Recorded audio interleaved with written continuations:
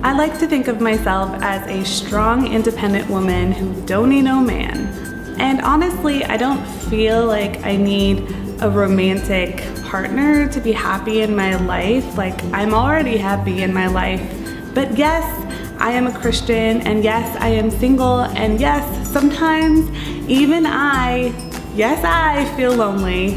There shouldn't be any shame in admitting this, because I think like everyone feels a little bit lonely at times, and sometimes even married people feel lonely. It's not just a single person thing, but I don't know what it's like to be married because I'm not.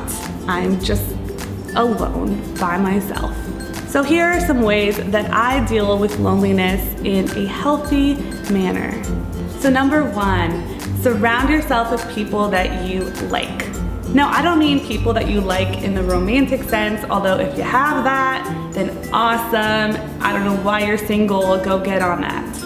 I mean people that you like in the fact that people who understand you and that you enjoy hanging out with. Nothing will make you feel lonelier than if you're just hanging out with people that you don't really know and you don't feel like they understand you and you don't even really like them. You're just hanging out with them because you don't want to be alone. A great way to feel understood is by actually sharing your life with people. Like, don't just wait for people to ask you how you're doing. I mean, you don't need to be like opening it all out for them. I think that this is one of the secrets to just really making friends, is just by being honest, being real with others and with yourself, and also taking time to invite them out to hang out. Because if you just wait for people to come to you, then you might be waiting forever. And I know it kind of sucks because you want people to just love you so much that they're just all gonna invite you out and hang out with you.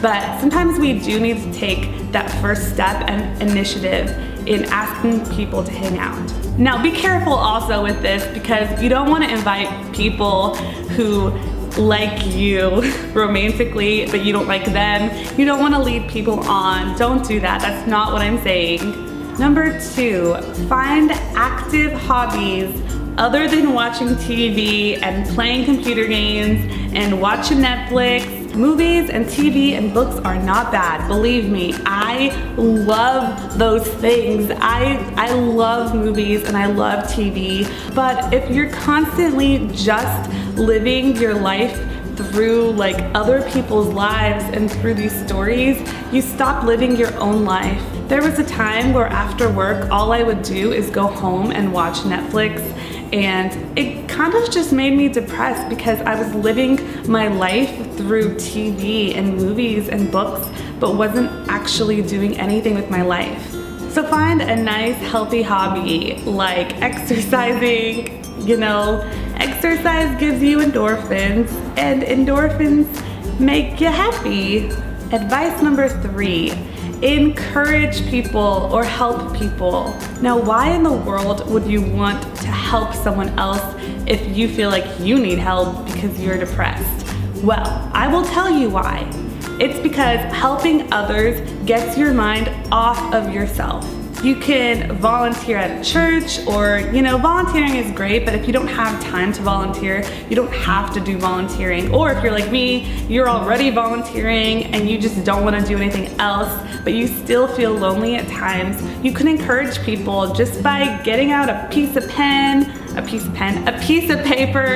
and a pen, and just writing letters to people and encouraging them, people that are already in your life. I started doing this past year, and it has just been so much fun because it makes me feel like my life as a single person with all this free time is not wasted, because it's gotten my mind off of myself, and people in my life that I'm writing to and encouraging, they really like it.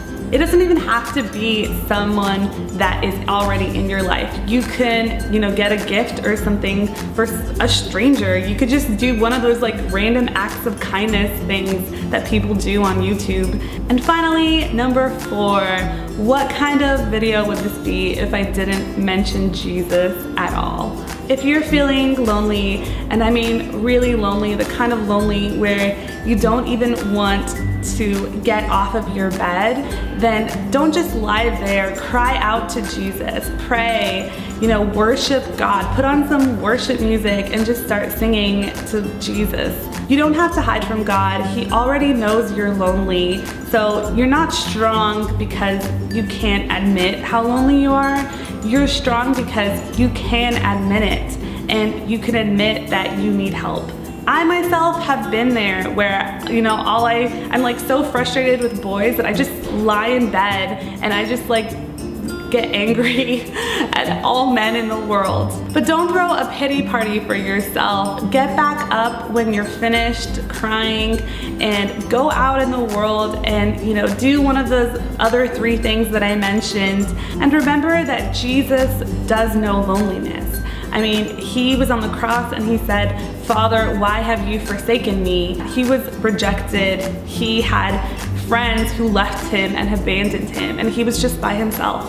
So remember that even Jesus knows your loneliness because he lived it. Hope this helped you all feel a little less lonely, and if it didn't, then go do one of those things. And if worse comes to worse, just join online dating. I'm like kind of joking, but I'm like kind of not. I'll see you next video. Bye.